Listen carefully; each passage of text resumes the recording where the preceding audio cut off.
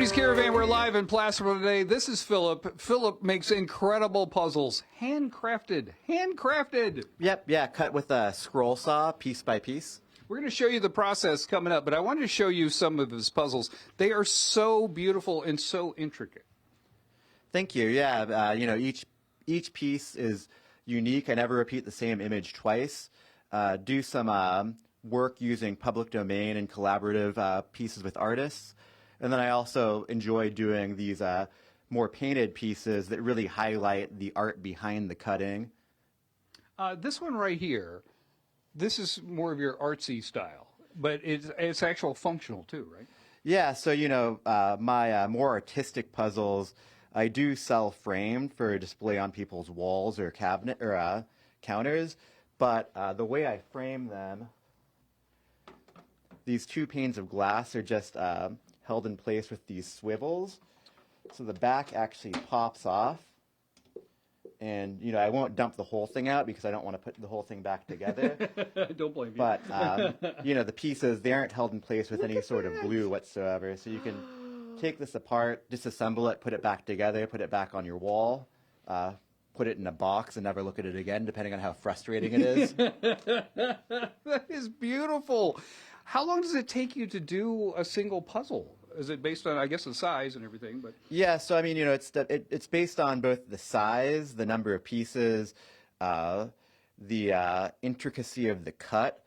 A piece like this, where a single piece has a ton of curves, convolutions, protuberances. This piece is going to take more to cut on a per piece basis than a puzzle like this, which is cut near more traditional, just squat knob style.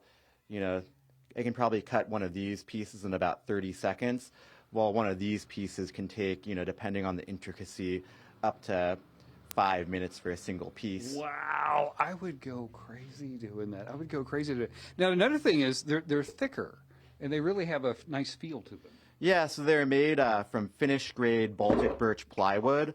The reason why you use plywood for a puzzle as opposed to solid wood, with solid wood you have, a grain running in a single direction, which is the weak point of the wood. So, with some of these more intricate pieces, you're likely to just snap off an interconnector. But with plywood, because each ply in the plywood is set orthogonal to the ply above and below it, you have way more structural strength. So, I can flex this piece, and if I really tried, it would break, but it's not going to accidentally fall apart in my hands. I got you. How can people check out your work online?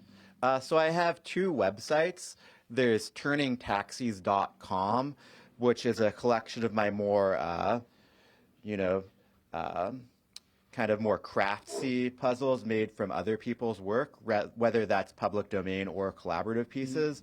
And then I also have philipmorganelli.com, that's Philip with one L, which is a collection of my more artistic, abstract stuff. Check it out. I'm telling you, you are an artiste, my friend, artiste. So we'll show you the process, how he does it. It's wild to watch. Back to you guys in the studio. Isn't this incredible? That is, it's like mesmerizing to watch him use the saw and then see how they all come together. It's really cool. Thank you, Cody.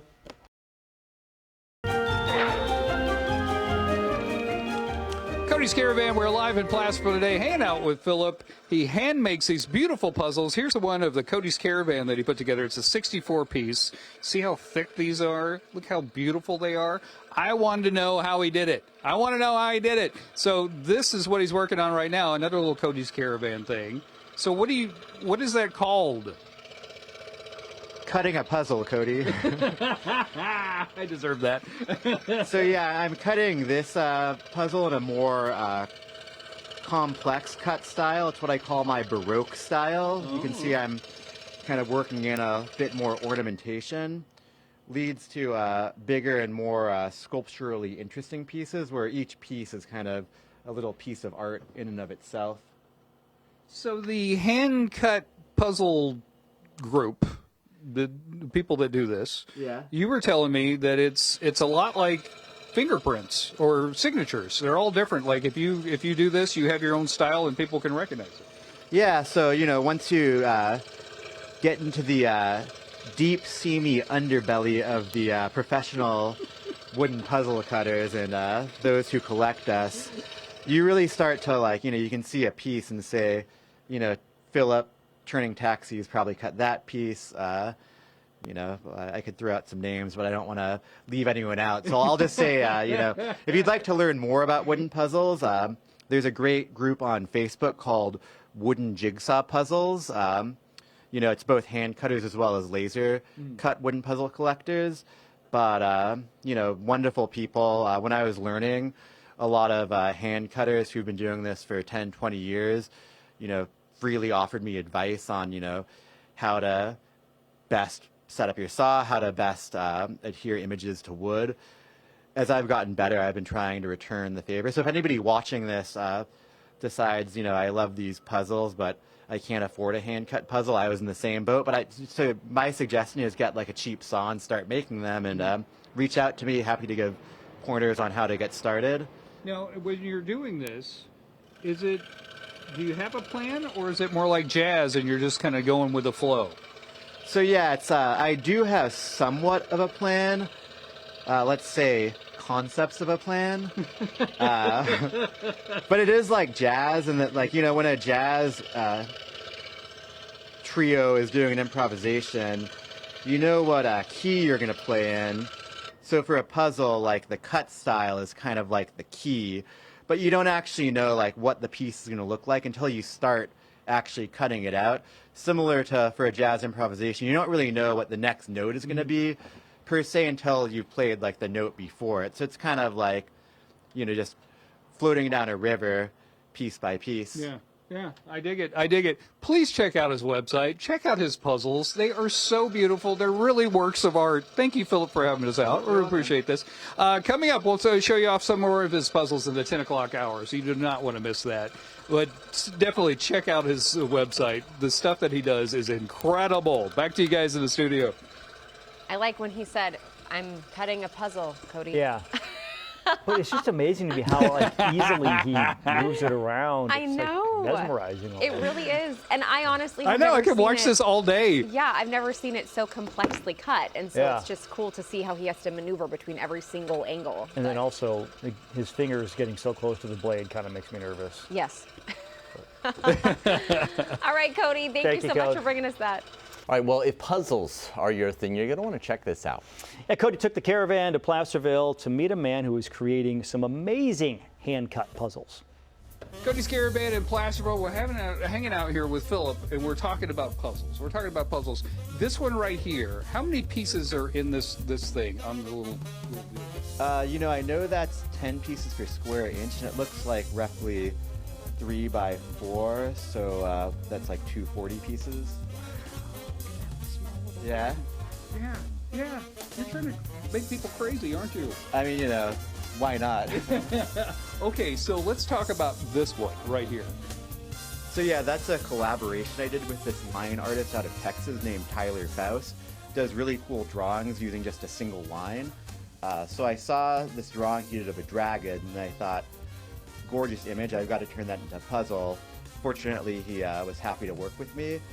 That is cut from a 20-inch circle of clear acrylic.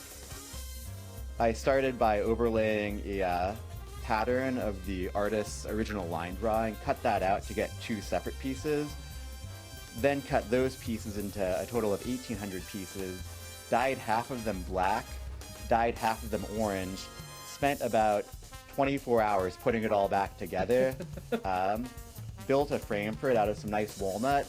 It's supported in a redwood super frame with kind of steel bars just to really catch the sunlight, because the nice thing about the acrylic puzzles is they really play beautifully with the light, and because the dye is mainly concentrated on the edge rather than the face of the piece, the coloration changes based off of like what angle you're looking at it. So, if you look at it head on, it's going to have slightly different color texture than if you look at it from the bias.